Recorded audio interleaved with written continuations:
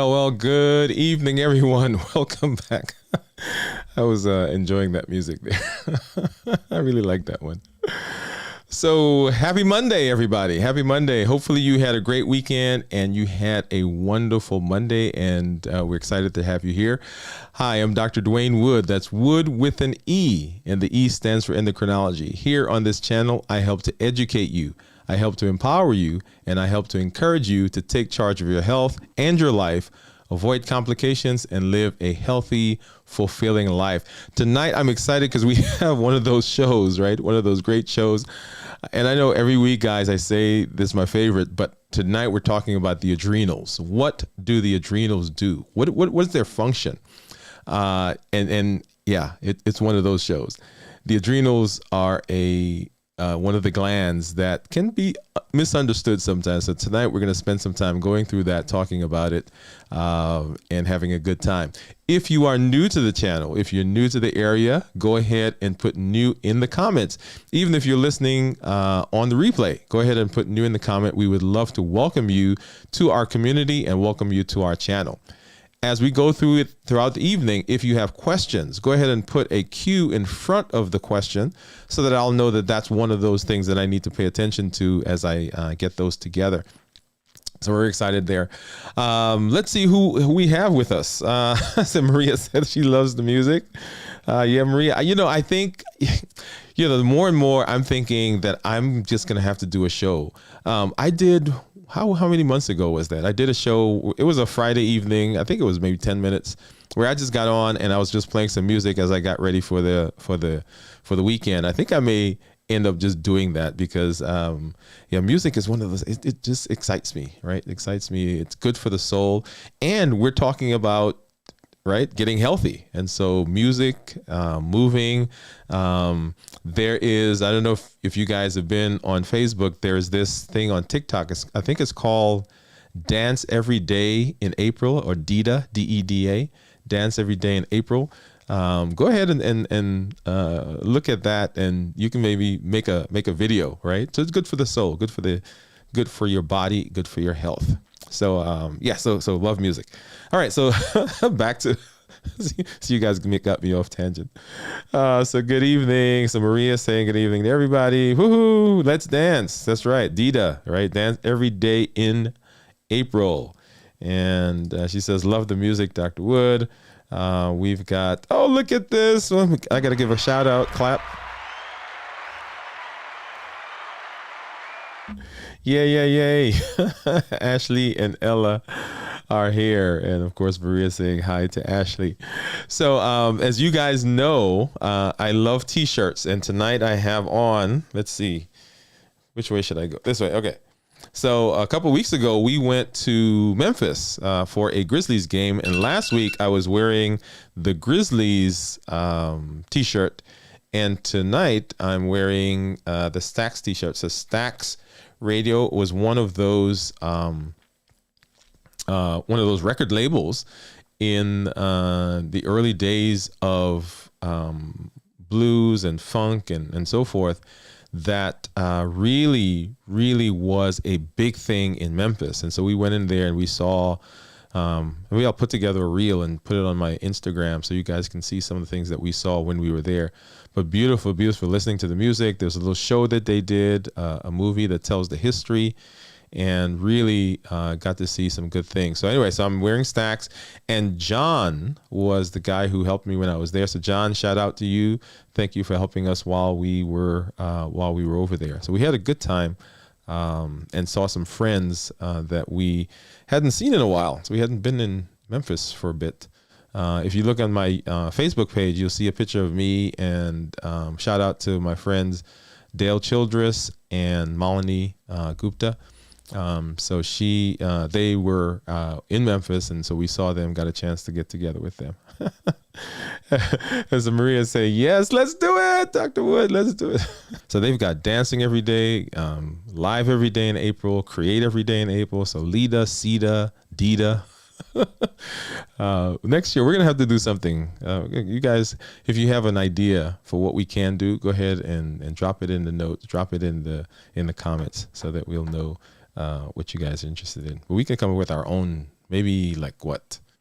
Check blood sugar every day or something like that. CHED every day in August. Okay, I'm gonna stop now. All right, so tonight we're talking about the adrenals. So the adrenals are a fascinating gland. Okay, and this morning in our huddle in our team, I kind of went around and asked everyone what they thought was the endocrinologist's favorite gland other than the pituitary. And we got a lot of different answers. But when we think about the adrenals, okay, the number of hormones and the number of functions that it covers is tremendous. And so we're going to spend some time kind of going through that and talking about it tonight. If you've not done so, several weeks ago, we did a show on the pituitary, right? Pituitary. And the pituitary is part of the controlling mechanism for the adrenals. So if you've not done so, go back and look at that video. We'll put the video in the show notes. It should already be there, so that you can kind of get a precursor to this show, okay? And so now we're taking that pituitary idea and we're kind of going down further. So remember, the pituitary, there are 6 hormones that we talked about from the anterior pituitary. One of them was ACTH, okay, or adrenal corticotropic hormone. And so today we're talking about the adrenals. So the adrenals, if you think about your kidneys, and everybody kind of has an idea of where their kidneys are, right? Kind of the mid back. You have 2 kidneys, one on either side. And above the kidneys, there are these 2 structures that kind of look like a pyramid. That's how I describe it. And above above the kidney are these 2 structures called the adrenals.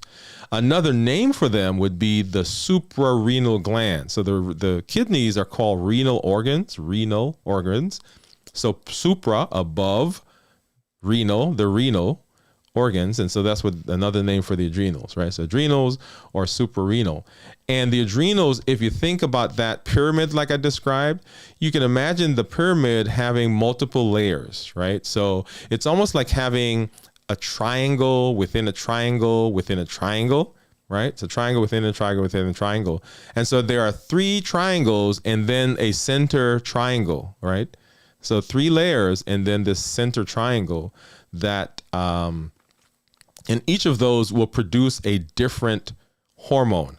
Okay, each will produce a different hormone. So layers 1, layer 2, layer 3, layer 4. So remember, think about that triangle or that pyramid with different layers, and then in the middle there's another triangle. Okay, and so each of those, as I mentioned, produces a different hormone. And so what I want to do is, first of all, kind of go through the hormones, how they work, some of the things they do, and then we'll take some time and talk about some of the specific issues that people can run into when they talk about the adrenals, okay? When we talk about the adrenals. So I want you to remember that kind of description, right? So this pyramid that's sitting on top of the kidneys, and then each layer in the pyramid producing a different hormone. Okay. And we're going to talk about those in succession and kind of go through and describe what they do. So the first one that I want to talk about is this thing called aldosterone. And if I had to sum up aldosterone, I would say that it helps to regulate the fluids in your body. Okay. The volume, how much water, quote unquote, is in your body. And aldosterone is a very interesting one because it is signaled, or it is controlled by low blood pressure.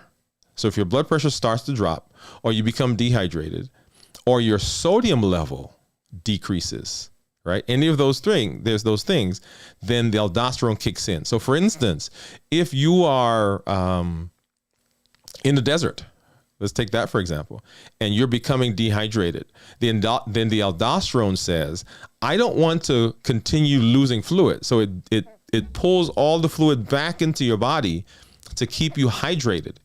If you're in a car accident, you begin to lose blood, right? The aldosterone says, hey, we don't like this. Let's not keep peeing. Let's pull all of that fluid back in. Let's conserve it until we're able to manage, right? Get some fluids. We can get some water to drink. We stop the bleeding, for example. If my blood pressure drops, aldosterone kicks in and aldosterone pulls fluid back into the body, okay? Now, the way it does that is it brings sodium. That's right, salt. Right, so it absorbs salt, and in medicine parlance, the way we describe it, wherever sodium goes, wherever salt goes, so water follows. Okay, so that's why there are times when people, they'll say, Dr. Wood, I don't understand. Yesterday I was 3 pounds lighter, and I don't understand what happened. Yesterday I'm 3 pounds lighter. Today I'm 3 pounds heavier, and they'll think back and say, oh, you know what? I ate those chips, the popcorn, whatever that salty food was that they ate. Yeah. So what happens when you eat that? What does the body do, right? The body brings fluid in, and that fluid, it has the effect of raising the blood pressure. So that's how aldosterone functions in that state. Now, one of the things that happens with aldosterone, and I gave you three ways that aldosterone is managed or controlled. But it can also be controlled by, that's right, the pituitary, because the pituitary gives off ACTH, like we talked about.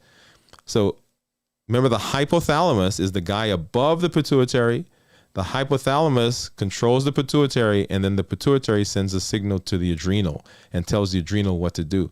That's called the hypothalamus, pituitary, adrenal axis, or the HPA axis. So the hypothalamus and the pituitary also control the aldosterone, not to the extent that like your fluids do, right? So remember, aldosterone, think of aldosterone as a fluid management hormone. And so whenever you need your blood pressure to pop up or whenever you need fluids, then the aldosterone kicks in, and that's what it does, okay? So that's the first layer in that pyramid, in that triangle, in the layers that we just talked about, okay? The next one is, yes, one of my favorites. Yeah, I know, guys, I know. So cortisol, right? So the next layer produces cortisol.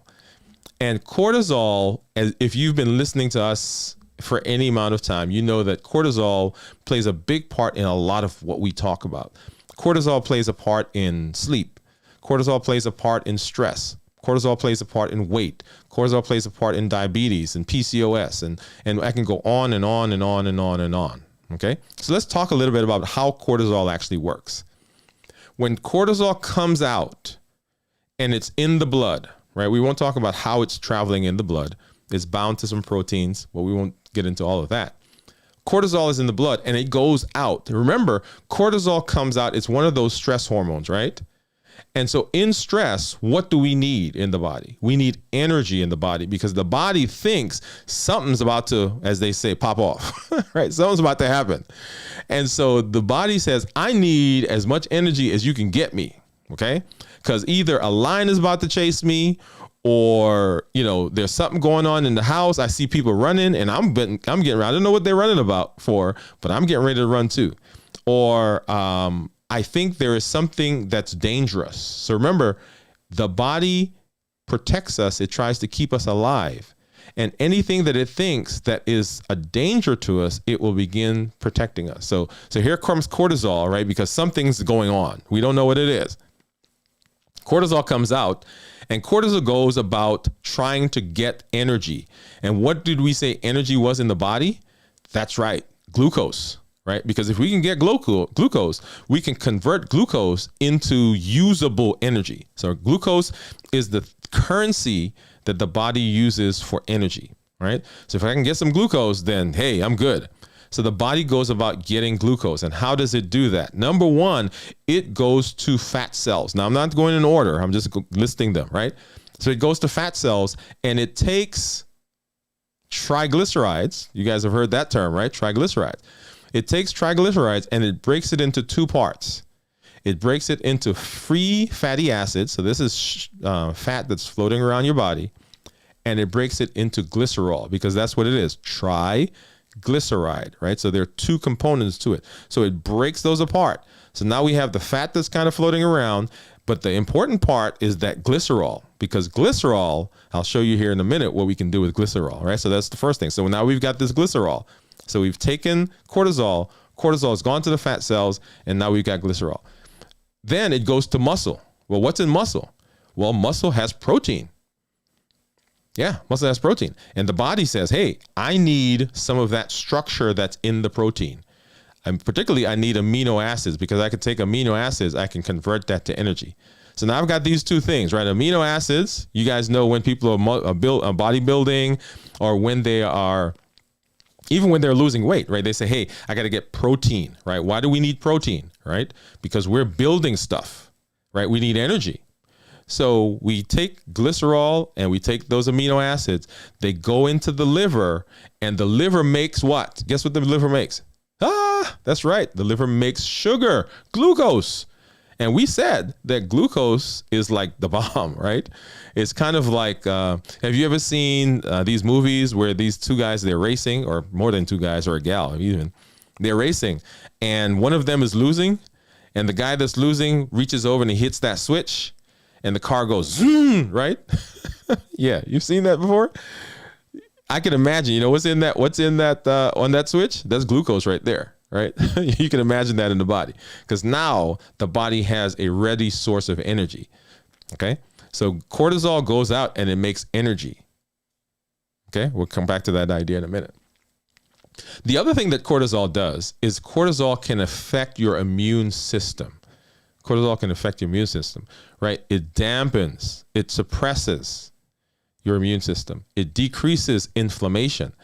That's why we can use cortisol, we can use steroids to treat so many inflammatory illnesses, right? Because when we give it, cortisol goes in and it suppresses those cells that are being produced to fight whatever it is. So, right? So rheumatoid arthritis, right?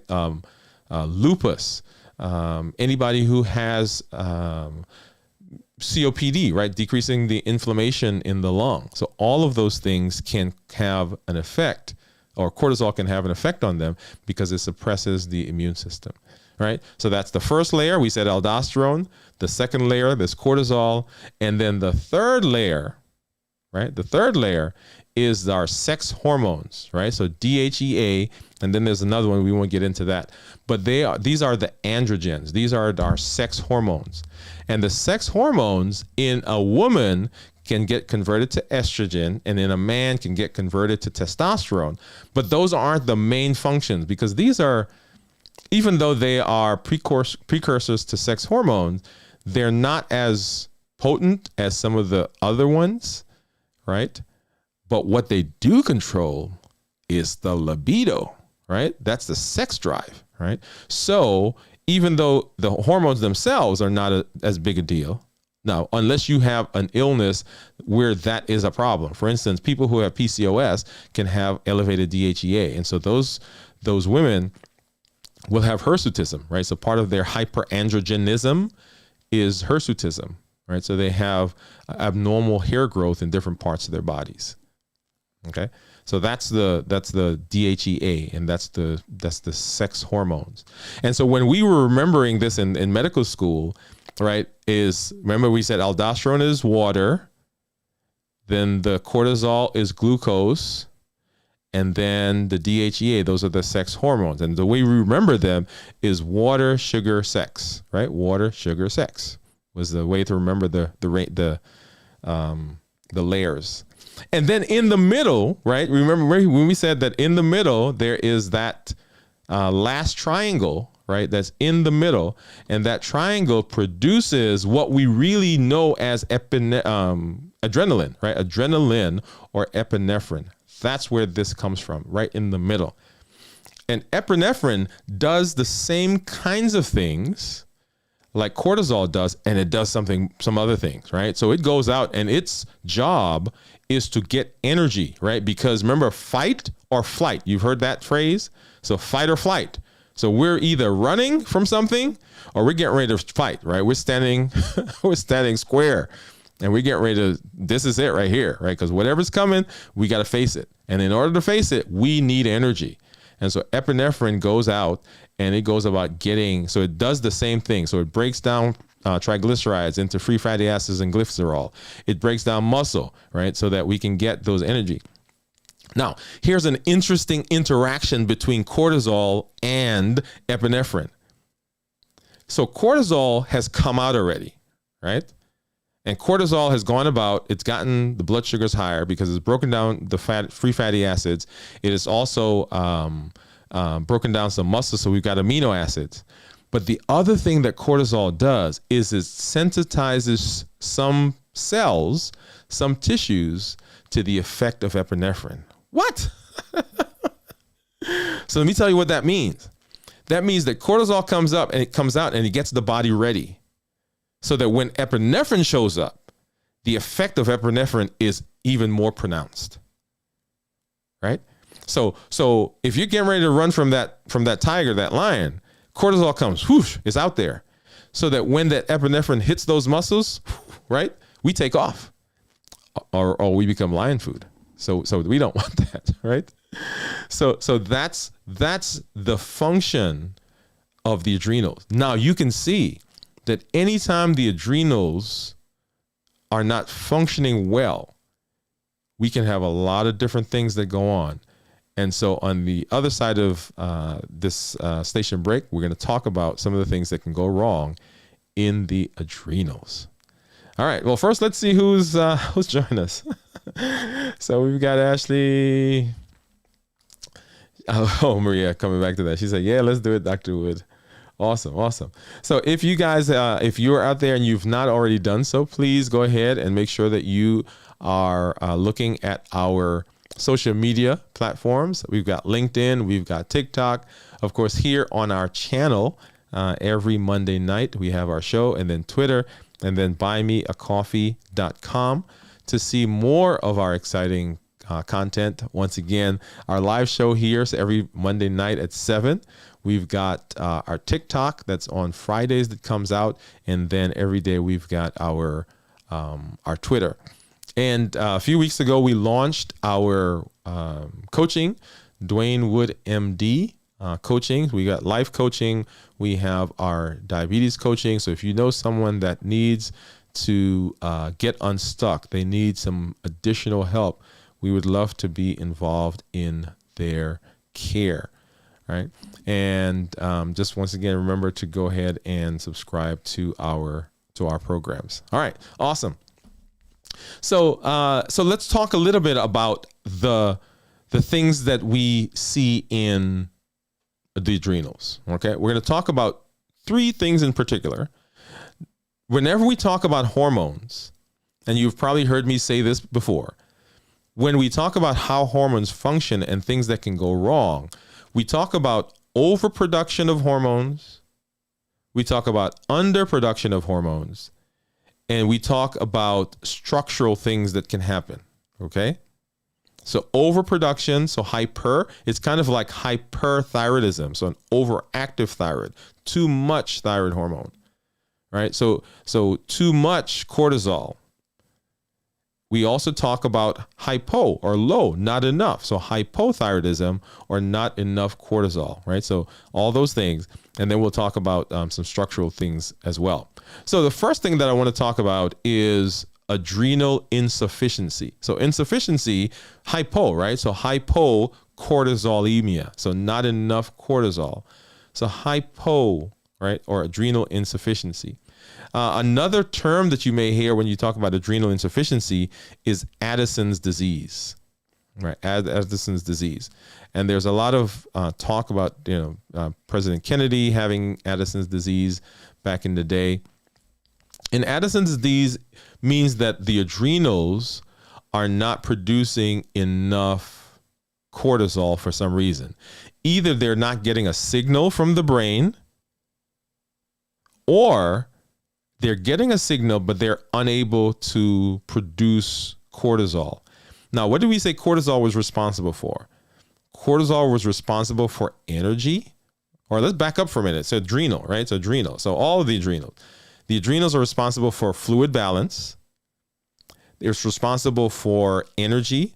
It's responsible for your blood sugar or raising the blood sugar in times of stress, right? It's responsible for getting energy. It's responsible for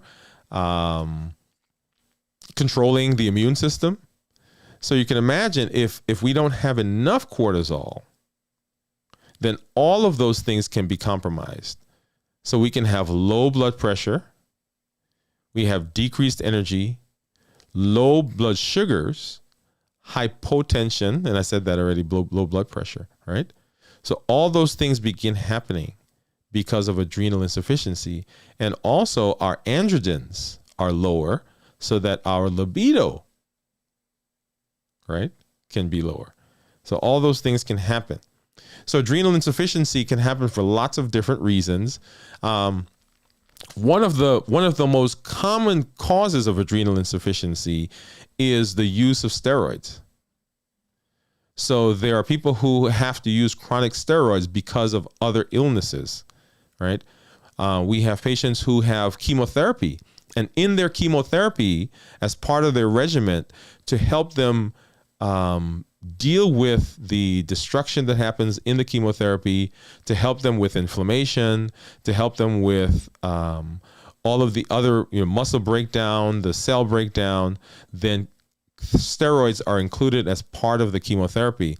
And because of that, if someone is on long-term steroids, then they can have an interesting thing that happens. The body is pretty smart. The body is pretty smart. The body says, if you give me steroids from outside the body, then I don't have to make any. Let me say that again. Yeah. So the body says, we don't need that much steroids. So if you're giving me steroids from outside, then I'm going to shut down my current steroid production. And when that happens, if it happens long enough, then sometimes it becomes difficult to wake the body back up, wake that process back up. And so the person is done with the steroids that they were using for whatever reason. And now their doctor tries to take them off of those steroids. For instance, they've been on steroids for, rheumatoid arthritis. Let's pick on that one, right? As an example, they've been on steroids for rheumatoid arthritis, and they've been on long-term steroids because nothing else is working. And now their RA has gotten better. And so now we want to stop the steroids that we've been using for the rheumatoid arthritis. But because they've been getting steroids, and depending on the dose of the steroids and the length of time that they've been on the steroids, their body has decreased its production of steroids. And so we tried to take the steroids off or to wean them off of the steroids, but they can't because all of a sudden now their blood pressure drops, right? They're not able to tolerate stressful situations, right? And when I say tolerate, I don't mean emotionally. Sometimes it is emotional, but in terms of how their body functions, their blood sugars are low. They don't have enough fluids in their body because their adrenals aren't working well. And so the adrenal insufficiency can occur because of that. Other things, so infections can cause adrenal insufficiency. Yeah. Notoriously, back in the day, we had tuberculosis that caused adrenal insufficiency. Now we have things like pheochromocytoma, so too much iron in the blood, right, can cause it. Cancer, right? So cancer to the adrenals can cause adrenal insufficiency. So those are just some things. Now that's if the adrenal itself is affected.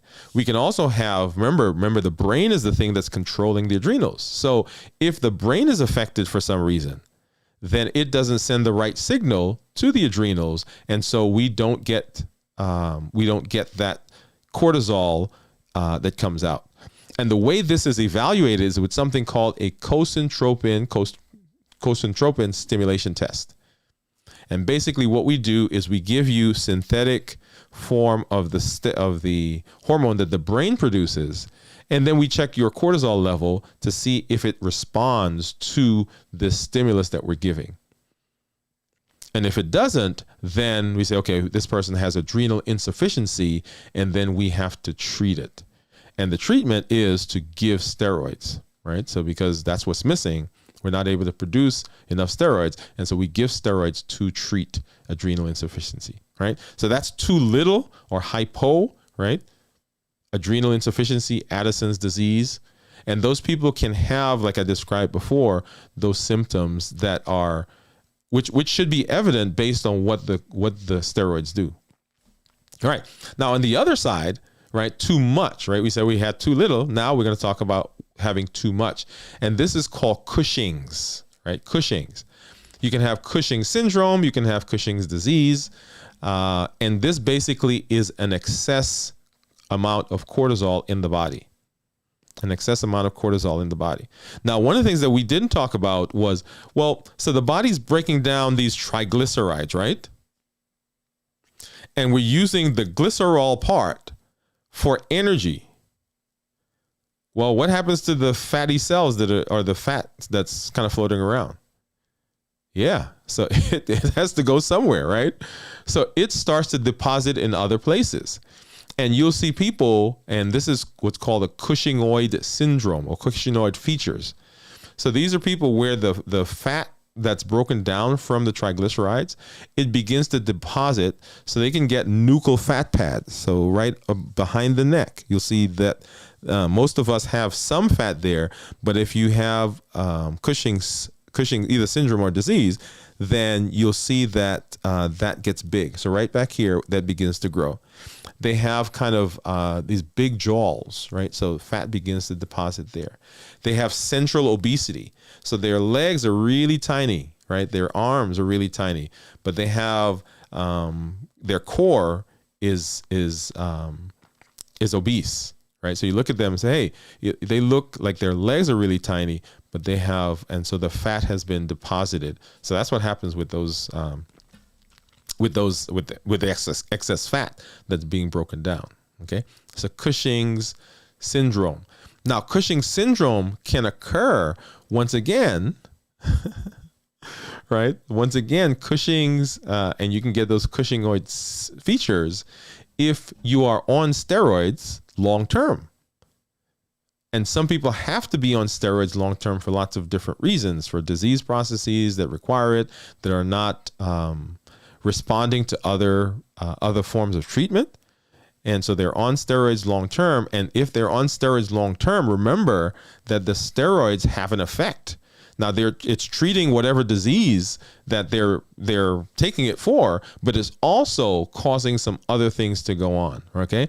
So whenever we see people who are on steroids, their doctors are always saying, okay, do we need to continue this? Do we need to back down on it? Do we need to change it to something else? Right. So that's a conversation that's constantly going. Right. Because we don't want to leave them on steroids long term. Now, there are people who end up having to be on steroids for whatever reason. And we'll come back here in a minute because we just talked about adrenal insufficiency, right? So they have to be on steroids long term. All right. So that's too much. That's too much cortisol. Then that's called Cushing's. And the way Cushing's is diagnosed is by something called a dexamethasone suppression test. You should get some water here. Dexamethasone suppression test, which is where you remember I said that if we give you steroids from outside, the body starts making it. So we give you some steroids and then we check it in the morning, which is when it's supposed to be the highest, and we see what level we have. Okay. So that's excess and not enough. Now, the people who have adrenal insufficiency, are on steroids, right? Because that's the treatment for it. And we just said that if you're on steroids long term, then you can have other complications. So we're always, guys, trying to, in medicine, weigh the pros and the cons, right? So do the benefits outweigh the cons, right? So do the pros outweigh the cons?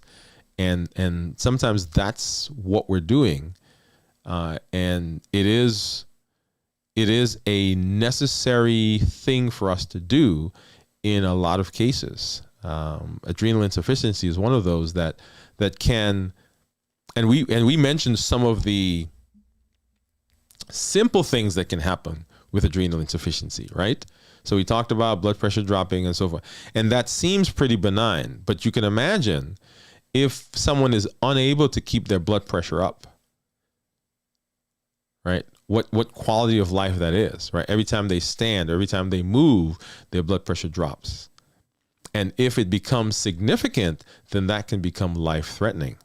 And so for patients who have adrenal insufficiency, they take steroids, right? They take steroids on a daily basis. We tell them that they need to have an emergency kit. So for instance, if you're taking oral steroids and God forbid, you are unable to keep your steroids down. So you got food poisoning or something else and you're unable to take the steroids. Guess what happens? Yeah, that doesn't do well. And so they've got an emergency injection that they have with them for the adrenal insufficiency. And we have them get a bracelet, one of those emergency medical bracelets that says, I have adrenal insufficiency. Because once again, if something happens to them and they show up in the healthcare system, we need to know that they have adrenal insufficiency, right? So we don't need them. For instance, if and they end up in ICU and they're unable to speak, they're unable to talk, to tell us their history, right? We don't need them just hanging around the hospital in the ICU while we're treating other things without knowing that they have adrenal insufficiency. So right away, as soon as we find out that this person has adrenal insufficiency, we're addressing that, okay? Because that can get them in trouble very, very, very quickly. So we want to make sure that that's the case, okay? And then Cushing's we've talked about. So structural. And before I go to structural, let me once again talk about another piece that we're not going to spend a whole lot of time on. So we say you can have an overactive or too much of a hormone. You could have underactive, not enough of a hormone, or you can have an abnormal production of the hormone. So there are people who have where they have disease processes where their body is not producing enough of a particular part of the hormone. And so they can run into trouble. So for instance, we have people who have congenital adrenal hyperplasia, which is where along the process of making their steroids, making their hormones, something goes wrong.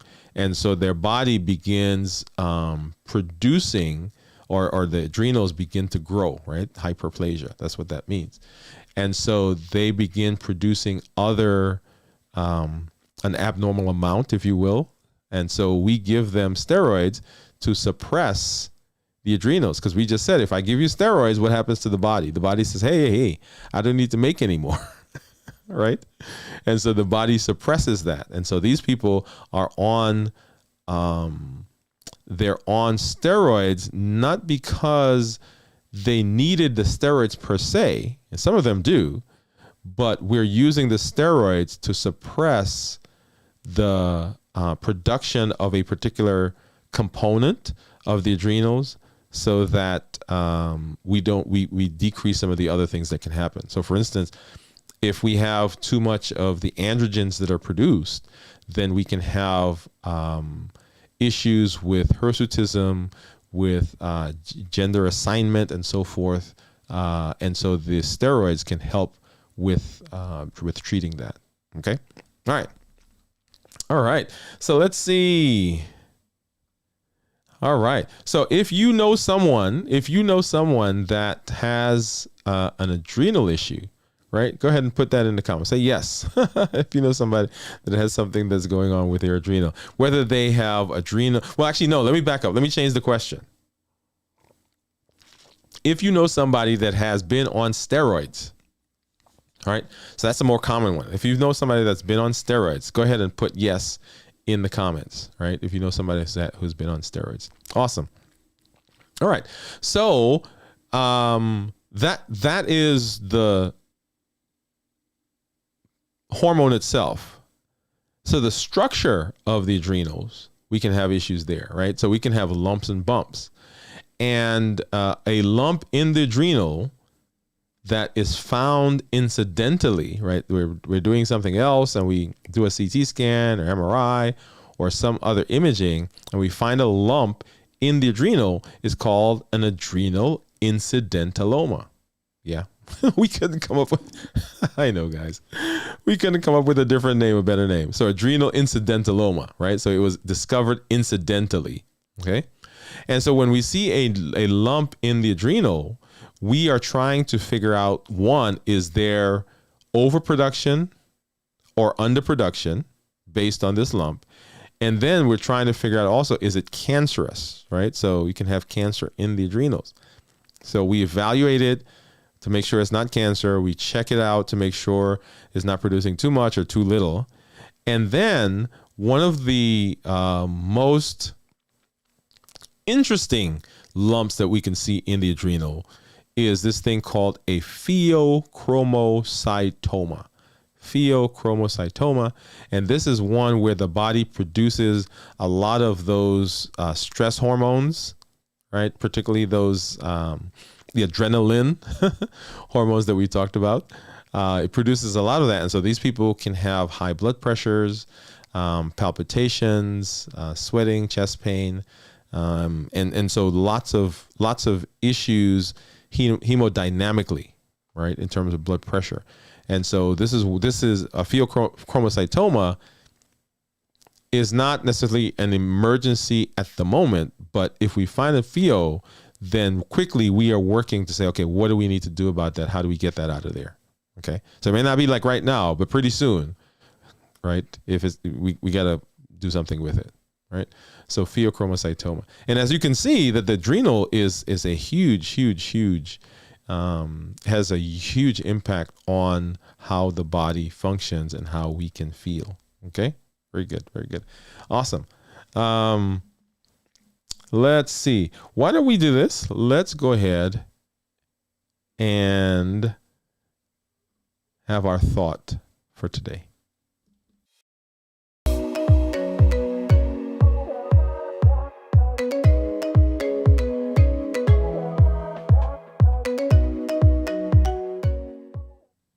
All right.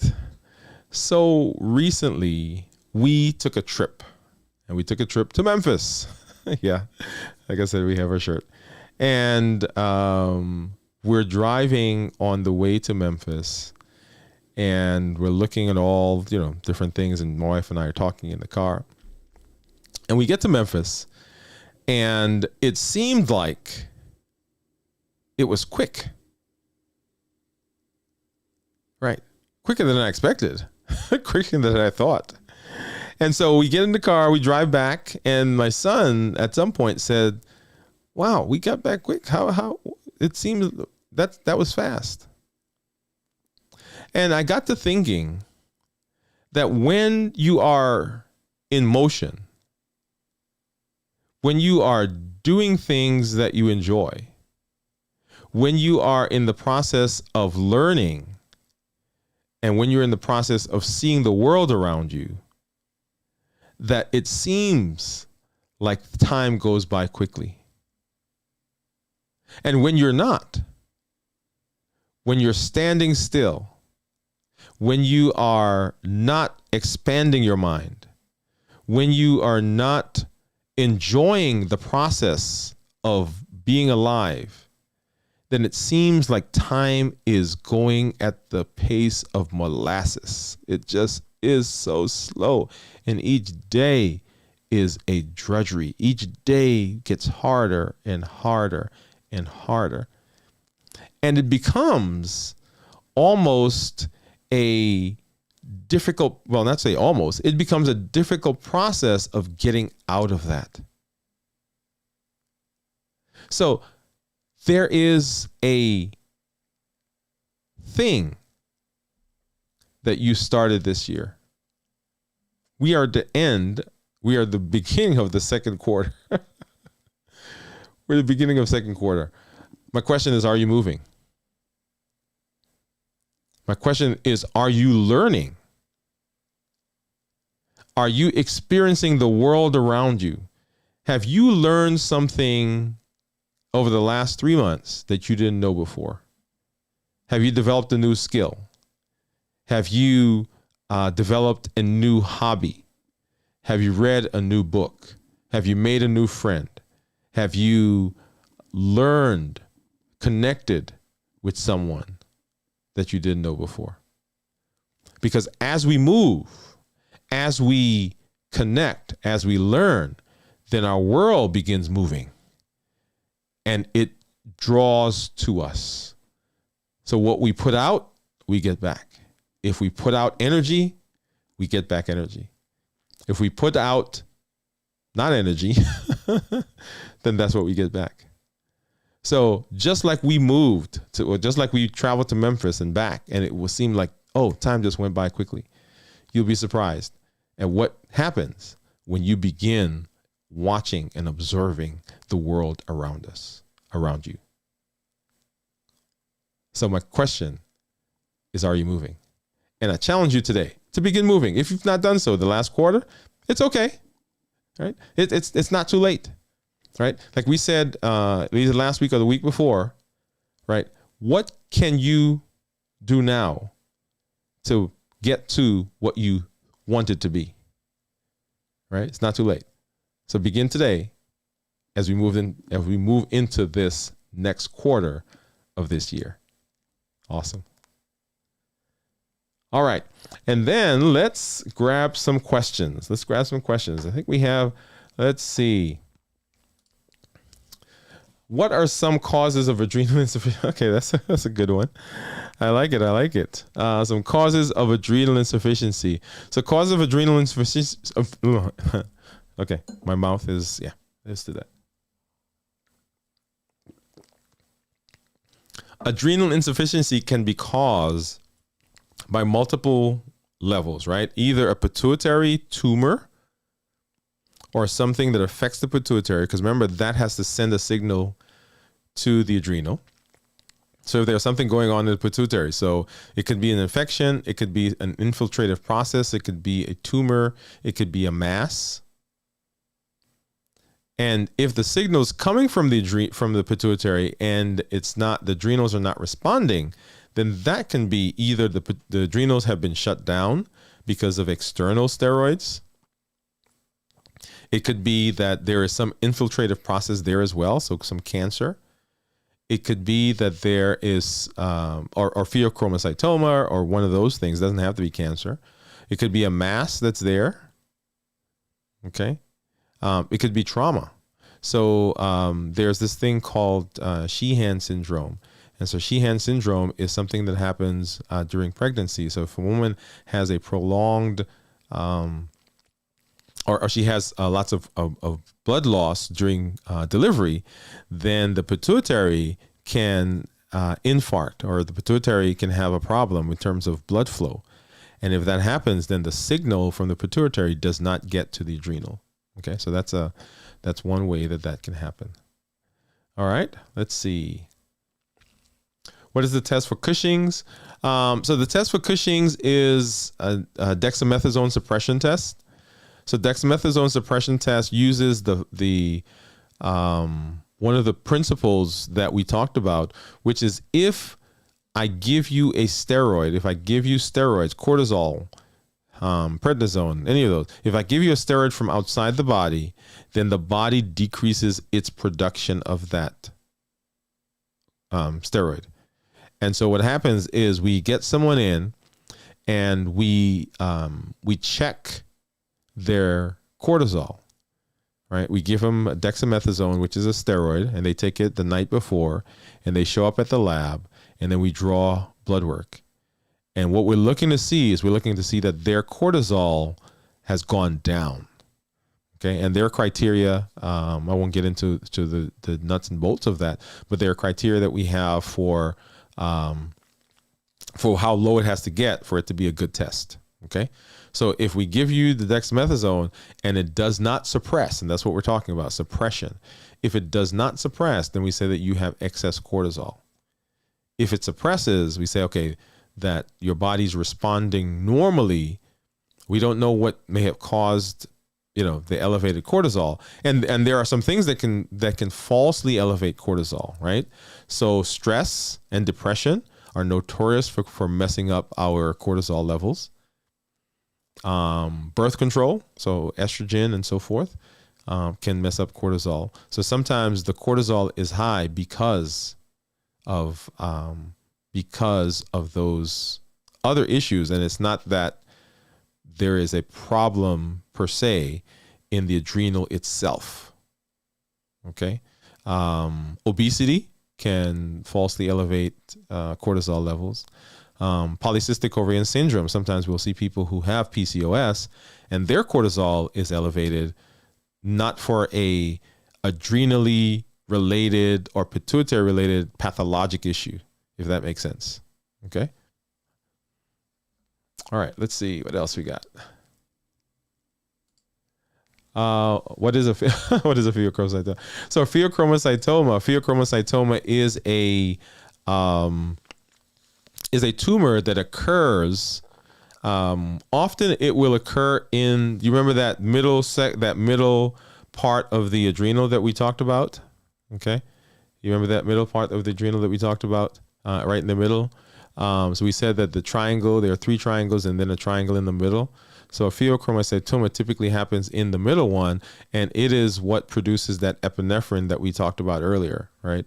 So it produces these catecholamines, right? Catecholamines, and they have the effect of causing high blood pressure, palpitations. People can have symptoms of a stroke. So it can be an emergency. In fact, sometimes people will show up in the emergency department with a hypertensive emergency or crisis, and it can be related to a pheochromocytoma. And so that's really a tumor in the adrenal. Okay. Let's see, can steroid injection cause adrenal insufficiency? Can steroid injection cause adrenal insufficiency? And this is an interesting one, right? Over the years, I've treated lots of people whose adrenals were suppressed because they were on exogenous, that means from outside, steroids, exogenous steroids. Whether they were being treated for, rheumatoid arthritis, some people who are on steroids a lot because of asthma, people who are on steroids for, like I said, rheumatoid arthritis and some other kind of rheumatologic issues. And I know I keep picking on RA because it's probably the one that is most common in most people's minds when they think about rheumatology. But it doesn't have to be that one. Okay, so my rheumatology colleagues don't get on me, right? So people who have been on that, and we're seeing more and more people who, because they're getting injections for various reasons, right, who will show up with a suppressed adrenal. And so these are people who are having chronic pain and they've not been able to realize control of their pain with other means. And so they have to get the steroids. And so the steroids work and they get them. And if they, and here's the thing, we don't know which person. Okay. That's the other thing. If for some reason, if somehow we could test people and say, okay, this particular person is predisposed to having their adrenals shut down, then let's not give them an injection. That would be one thing, but we don't know how to identify those people. So the answer is yes, you can have suppression of the adrenal based on because of the injections. Because of the injections. Yeah. All right, let's see what else we got here. If I have adrenal insufficiency, will I have to take steroids forever? Wow. It depends. It depends. So you remember those people that we just talked about? So people who have had suppression of their adrenals due to exogenous steroids, many of them are able to be weaned off of their steroids. It depends on what the dose was, depends on how long they've been there. And like I said, we can't tell. We don't know which person that will happen. So people who have had those types of issues where there's been suppressed because of exogenous use of steroids, then some of them are able to get off of steroids, and so they're not on steroids long term. That's one group. But people who we've not identified what their adrenal insufficiency is from, or they have some infiltrative process, they've got a tumor, they've got a mass, they've had adrenal surgery. Okay, that's another one where they've taken out one adrenal and then the other one does not function. Then those people are on steroids lifelong. Okay, and remember, guys, we said that we're always trying to strike a balance between the pros and the cons, right? So there are times when we have to do a treatment because the disease process requires it, and that treatment can lead to adrenal insufficiency. Okay, so that can happen, and for that latter group, then the answer is yes, that they are on steroids lifelong. Okay, all right, let's see. And then what are some causes of adrenal insufficiency? And so that's just the list that we went through a little while ago. And so everything from head trauma, where there's damage to the hypothalamus, to the pituitary, masses that compromise the pituitary. We can have surgery, right? So some people who've had surgery for other things where there's damage to the pituitary, people who have a pituitary mass and they've had surgery for that can lead to adrenal insufficiency. If they've had,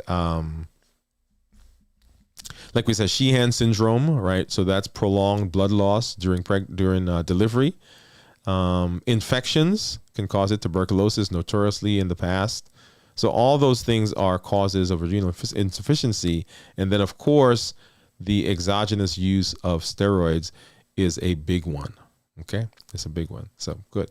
Well, guys, I am so excited that you've been here. Glad that you have been with us. And, we're always excited when people come. We're excited that you are watching this. If you're watching this in the replay, if you're with us tonight, make sure you give us a thumbs up. Make sure that you share this with family, with your friends. If you think of questions later, go ahead and drop those in the comments, right? We'd love to engage with you. Remember all of our social media platforms. We've got LinkedIn, TikTok here, of course, every Monday at 7 o'clock. We've got Twitter, and then, of course, Buy Me a Coffee. If you know someone who wants to get unstuck, or if you want to get unstuck, if you need to get unstuck, go ahead and go on to DwayneWoodMD.com, and book a consult with me so that we can begin getting you unstuck as you move through your day and move through your life. Awesome. Love it, love it, love it, love it, guys. And as I always say, this is Dr. Dwayne Wood from Diabetes and Endocrine Wellness Center. I help to educate you, empower you, encourage you to take charge of your health and your life, avoid complications, and live a healthy, fulfilling life. Glad that you're here. Thank you for coming. We will see you at the next video.